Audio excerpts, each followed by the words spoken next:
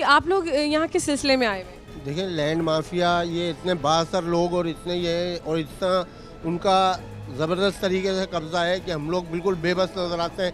मुझे नहीं लगता कि हुकूमत भी बिल्कुल बेबस है और कोई कार्रवाई उनके खिलाफ किसी भी तरह हो ही नहीं रही है। आपकी ज़मीन पे कब्जा हुआ है? जी जी, हमारे 2 प्लाटों में कब्जा हुआ है। कौन से इलाके में? ये आपके सुरजानी से आगे वाले इलाके में।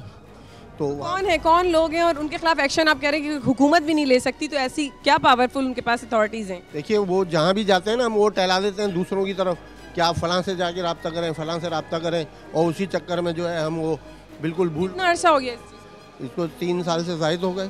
3 साल से ज़्यादा अर्सा हो गया है और आपकी ज़मीन पर कब्जा हुआ है। जी आप बताएंगे? जी हाँ, हमारा प्लाट है सेक्टर 4C मुराकबा हाल में, तो वो 240 गज का प्लाट है। हम रोज़ डिमार्केशन के लिए जा रहे हैं, एप्लीकेशनें दे रहे हैं, लेकिन वो केडीए वाले आते नहीं हैं। अब जब साइट पर जाते हैं तो वो जो कोई गुलशन रहीम के नाम से वहाँ कब्ज़ा हो गया है, तो वहाँ पर जब जाते हैं तो वो लोग आ जाते हैं कि भाई हमारी ज़मीन है ये तो, और उसकी एक केडीए की फ़ाइल है हमारे पास पूरी। नहीं तो आपके पास फाइल्स हैं, लेकिन आपने कभी किसी हायर अथॉरिटी को एप्लीकेशन दी, दरखास्त दी हुई है हमने, लेकिन कोई सुनवाई नहीं है। यहाँ चक्कर काट काट के परेशान है।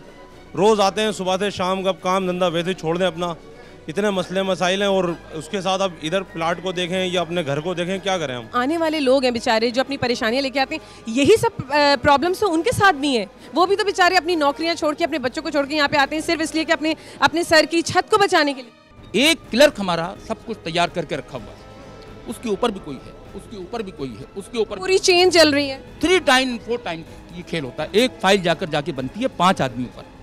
अगर उसी हिसाब से आप चलते चले जाएं तो मैं समझता हूं कि आज से 1984 से पहले तक केडीए की तारीख उठा लें, केडीए कभी क्राइसिस में नहीं आया। तो ये अब क्यों ये क्राइसिस आए?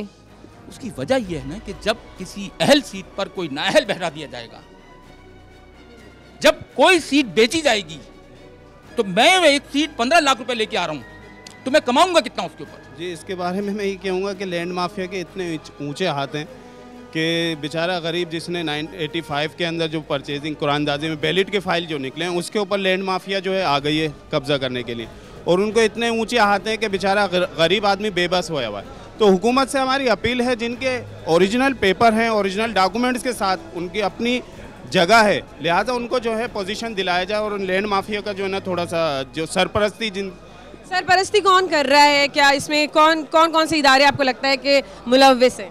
इसके अंदर आप बेहतर हमसे ज़्यादा खुद मीडिया इस चीज़ को मद्देनज़र जानता है, बेहतर जानता है। आपकी नज़र में हम तो आवाम की राय जानना चाहते हैं। आवाम की राय तो ये है, आवाम बेबस हुई हुई है इस टाइम पे। मेरा 5 साल से यहाँ पे केस जमा है, और 5 साल से जो है अभी तक मैं धक्के खा रहा हूँ। अभी तक मेरी ट्रांसफ़र के लिए मैंने फाइलें दी थी अपनी, और अभी तक जो है वो कंप्लीट नहीं हुई है। मतलब आपके क्यों कंप्लीट नहीं हुआ? 5 साल से आप सिर्फ ट्रांसफ़र के लिए जो है चक्कर लगा रहे हैं? चक्कर लगा रहा हूँ मैं 5 साल से, और अभी तक जो है वो आजकल की कहानी हो रही है। मतलब आपके पेपर्स कंप्लीट नहीं थे या कुछ जाली पेपर्स थे? पेपर्स मेरे कंप्लीट हैं, फाइल भी मेरी ओरिजिनल है, हर चीज़ ओरिजिनल है, बस सिर्फ डॉक्यूमेंट जो है वो ओपन पे हैं, जिसकी वजह से ये मसला है।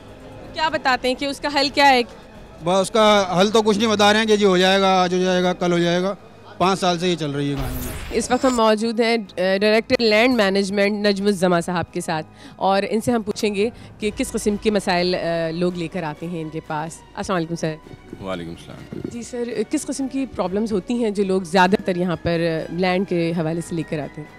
देखिए जी, ये लैंड डिपार्टमेंट जो है, इसमें लोगों को हकीकतन परेशानी होती है, लेकिन उसका ज़िम्मेदार सिर्फ लैंड डिपार्टमेंट ही नहीं है। कुछ लोगों को अवेयरनेस की कमी है, जिसकी वजह से वो अपने इनकम्प्लीट केसेस ले आते हैं यहाँ पे, और उसके अंदर फिर जब टाइम उनका किल होता है, ज़ाया होता है, तो वो फिर उसको कहते हैं कि डिपार्टमेंट की गलती है, जबकि ऐसा नहीं होता है। हर केस में नहीं हो सकता, इसलिए कि यहाँ पे जब लोग आते हैं तो उनको अपना प्रॉपर केस लेके आना चाहिए। जो रिक्वायरमेंट्स हैं वो हमारे हर फॉर्म पे लिखी हुई हैं। हर फॉर्म पे लिखने के बाद भी अगर वो कम चीज़ें लेके आते हैं, in case of inheritance cases जो होते हैं, जो कि लीगल हायर्स पे जाती है प्रॉपर्टी किसी के मरने के बाद, तो उसमें ये ज़्यादातर लोगों को परेशानी होती है, क्योंकि वो चीज़ें पूरी नहीं होती हैं उनके। अच्छा, जो इस किस्म के केसेस होते हैं कि किसी की प्रॉपर्टी लॉस हो जाता है, लाइक कि कब्ज़ा हो गया है और उसको नहीं मिल पा रही है, उन केसेस को किस तरह से डील किया जाता है यहाँ पे? कुछ लोग ऐसे हैं जिनको प्लॉट का पोजीशन ही नहीं दिया गया, उन्होंने 100% पैसे 100% ऑक्यूपेंसी वैल्यू भर दी, और उनको हमने पोजीशन नहीं दिया। उनकी पोजीशन की जिम्मेदारी हमारी है। अच्छा, जो लोग पोजीशन ले चुके हैं और उन्होंने 100% पैसे भी भर दिए हैं, तो उनकी जिम्मेदारी वो फिर उनकी हो जाती है, क्योंकि after the delivery of position order and physical position the department is not responsible for safe guard of his interest. उसको ख़ुद अपना इंटरेस्ट और अपनी ज़मीन की हिफाजत करनी है, क्योंकि पोजीशन वो ले चुका है। अब हमारा उस लैंड से, उस ज़मीन से, लैंड कस्टोडियन तो हम हैं, लेकिन हमारा लैंड कंट्रोल है, लेकिन हम उस ज़मीन के मालिक नहीं हैं, वो उसका प्राइवेट ओनरशिप होगी। यानी अगर इस तरह का कोई केस आता है कि कब्ज़ा हुआ हुआ है या वो नहीं उसको अपनी प्रॉपर्टी को हासिल कर पा रहा, तो डिपार्टमेंट से उसका कोई ताल्लुक़ नहीं है इस केस का? उन केसेस का कह रहा हूँ जिनमें हमने पोजीशन ऑर्डर दे दिया है। जिनमें हमने पोजीशन नहीं दिया है और उन पे कब्ज़ा हो गया है, तो उसके लिए डिपार्टमेंट कार्रवाई करता है, उस जगह को पोजीशन, उसकी रिमूवल ऑफ इंक्रोचमेंट कराते हैं, और फिर रिमूवल के बाद फिर वो हम लोगों को कहते हैं कि अपने पूरे पैसे भरें और हमसे पोजीशन ले लें। लोगों को मिसगाइड कर दिया जाता है, वो सही जगह नहीं पहुँच पाते, इसलिए उनके काम डिले होते हैं। बात सिर्फ इतनी सी है कि जहाँ पर निज़ाम धर्म भरम हो जाए, जहाँ पर अफादियत ख़त्म कर दी जाए, इंफरादियत आ जाती है, वहाँ पर इसी किस्म के माहौल बनता है। केडीए जहाँ मैं खड़ा हूँ उस वक्त ये है लैंड, तो यहाँ पे लोग आते हैं अपने मसाइल के लिए, मगर यहाँ लोगों के मसाइल हल नहीं होते, लोगों के मसाइल नहीं, अपने मसाइल हल किए जाते हैं। अपने मसाइल मतलब आदमी, जो एक छोटी सी मिसाल है कि अगर एक आदमी आ रहा है लैंड के लिए कि साहब मेरी ये ज़मीन है, मैंने इतने फलां अरसे में इतना चालान जमा किया था, आज उसका चालान बना दिया जाए, तो उसको 10 दिन 15 दिन का सफ़र करना पड़ता है। एग्जैक्टली उसकी वजह क्या है? उसकी वजह यही कि माशी कत्ल जब किसी इदारे का हो जाता है, तो एम्प्लॉइज़, मजदूर जो है वो अपनी तनख्वाह के लिए परेशान होता है। जब उसको वक्त पे तनख्वाह नहीं मिलती, तो वो इस किस्म के ज़राए इस्तेमाल करता है, जो जिसे रिश्वत चाहिए। आपको लगता है कि एम्प्लॉइज़ भी क्राइसिस का शिकार हुए हैं यहाँ पे? एम्प्लॉइज़ को क्राइसिस का शिकार किया गया है। कौन है जिम्मेदार? इंतजामिया।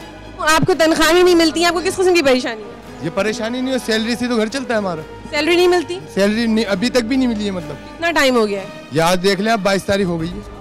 मतलब आपको क्या क्या टाइम शेड्यूल क्या होता है, आपको कब मिलती है? हमें तो पहले, बहुत पहले, जब केडी में 28 साल पहले 2 तारीख को सैलरी हो जाती थी। अगर छुट्टी आती थी ना बीच में, तो उससे पहले मिल जाती, आवाज़ दे के देते थे सैलरी। कैश ब्रांच में यहाँ आवाज़ दे के सैलरी देते थे ये लोग। केडी का पैसा पता नहीं कहा, अब हमें केएमसी में धकेल दिया, मतलब बगैर पूछे बगैर कहे से 3 साल। आप नहीं चाहते और आपको उस डिपार्टमेंट में शिफ्ट हम नहीं चाहते, हम केएमसी में क्यों जाएंगे, हम तो केडी में भर्ती हुए थे, हम तो पूरा डिपार्ट केएमसी में ढकेल दिया। अब वहाँ हमारी कोई सुनता ही नहीं है, कोई हमारी बात ही नहीं सुनता। वहाँ वर्दियों के पैसे रुके वो नहीं दे रहे।